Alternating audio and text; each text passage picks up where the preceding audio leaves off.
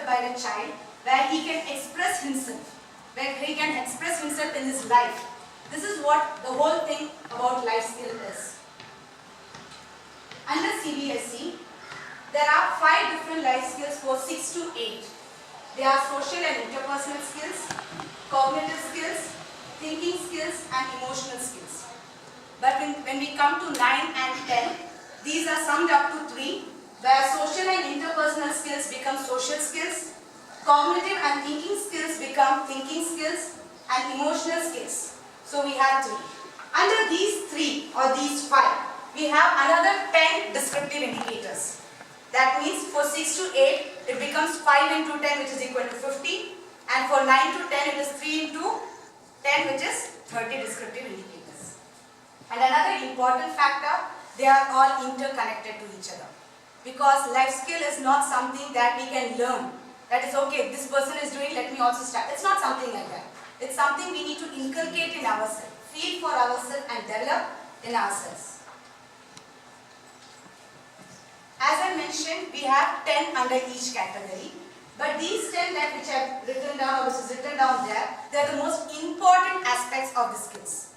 Like your self-awareness, problem solving, decision making, critical thinking, creative thinking under the thinking skills, interpersonal relationships, effective communication and empathy under the social skills, managing emotions and coping with stress under the emotional skills. Amongst the 30, these 10 are extremely important. These are the descriptive indicators, that is the 10 different bifurcations. Under social skills, we have helps classmates in case of difficulties, seeks feedback from teachers and pays for self-improvement, actively listens and pays attention to others, sees and appreciates others' points of view, draws attention of others when speaking in the class, school assembly and other occasions, explains and articulates a concept differently so that others can understand in simple language, sensitive to the needs of differently abled students, demonstrates leadership skills like responsibility, initiative, etc., always demonstrates awareness of norms in social contexts and follows them, always helps develop skills and competencies in others instead of making them dependent. This is generally taken based on a 5-score system, and here social skills need not be conducted as an activity and then assessed. It is generally a day-to-day basis observation that has to be done. Here we do not require any particular kind of documentation, but yes, we can just take certain photographs where if you have observed something different, that can be noted. Similarly, we also have emotional skills where no activity is required, general observation of the student, under which again we have 10. It's optimistic, believes in self-confidence and thinks, I can, manages social, scholastic, post-scholastic and personal challenges. If unsuccessful, gracefully takes the task again, seeks help of teacher and classmates in difficult situations, does not get into unhealthy habits when under stress, maintains decency even in stressful interpersonal situations, expresses feelings and reactions frankly in the class, support and empathize with others, and the last, politely declines, says no when does not want to undertake an assignment. So these are the 10 under emotional skills. The last skill, thinking skills. Thinking skills, first one, knows her or his strengths and weakness, demonstrates internal and external locus of control, knows her or his way of dealing with people, events and things, recognizes and analyzes a problem, collects relevant information from reliable sources, evaluates each alternative for advantages and adverse consequences of each solution, chooses the best alternative, that's take decision, shows originality, gives new ideas, demonstrates fluency in ideas, gets lot of new ideas, open to modification and change, demonstrates divergence and out-of-the-box thinking.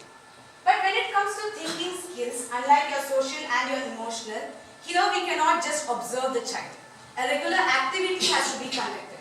An activity does not mean that, okay, I am taking thinking skills, conduct an activity. That's not how it is.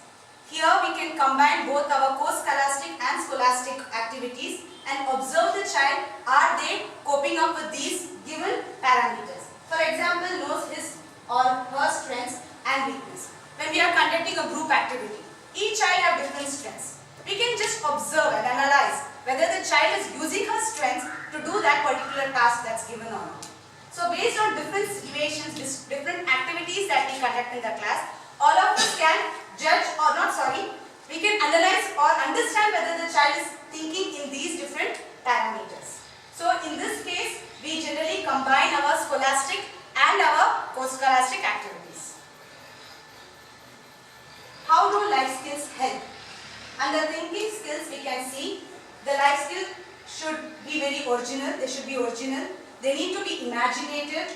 They need to be flexible. They need to think critically, identify and analyze problems. They need to think for decisions and take up responsibilities.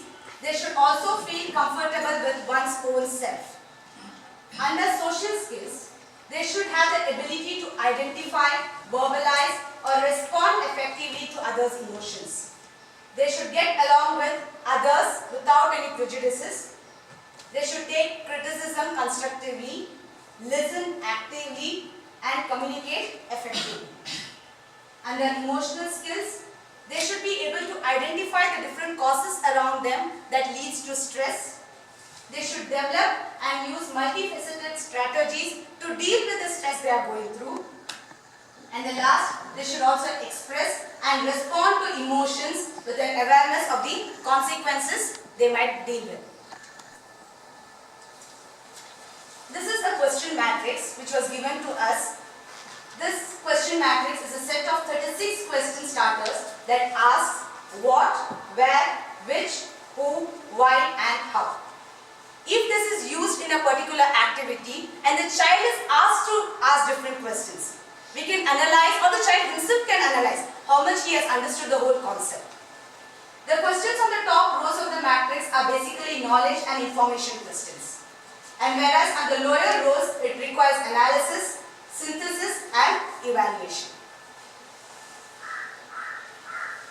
Importance of life skills for students. First, promoting positive attitudes and behavior among the young adolescents, improving communication abilities, promoting healthy decision making, promoting negative and high-risk behaviors, promoting greater sociability, teaching anger control, increasing self-esteem and self-confidence. The last one and the most important, improving academic performance. Why do you think the improving academic performance is in the last? Why not in the first? All these things finally leads to it. Yes, all these things generally leads to it. It's generally not just like a water filter that we purify ourselves. End of the day, we get the most pure water. So, end of the day, we need a academic performance. If we go through this in a right manner, in a constructive manner, if guided correctly, yes, the academic performance also would improve. Why life skills approach in education? Healthy development of childhood and adolescence, successful transition from childhood to adulthood, addresses needs of children growing up in disadvantaged environment that lack opportunity, social competence and problem-solving skills are the features that define a resilient child and important to be successful in life, the most important aspect.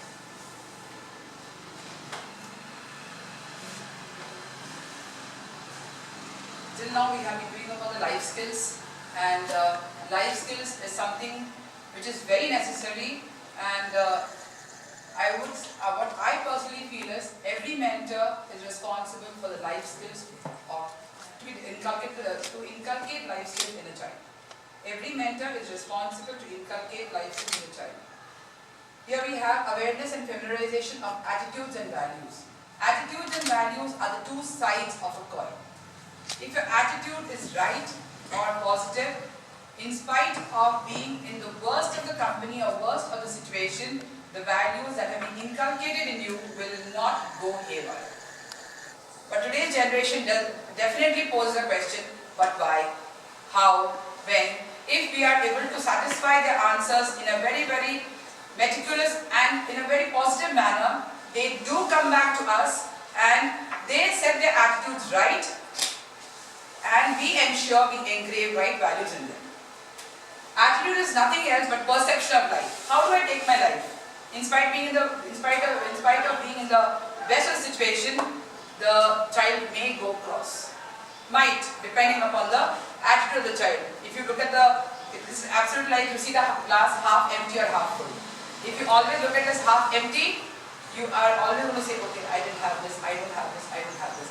But if you take it the other way around, okay, I have another half left, I can always look for filling it up.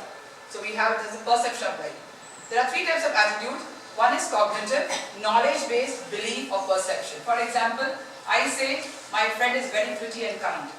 That's the knowledge that has been given to me, or that is the knowledge I have.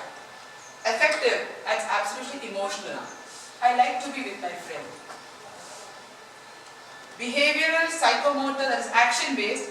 I like to be around my friend whenever possible, wherever possible.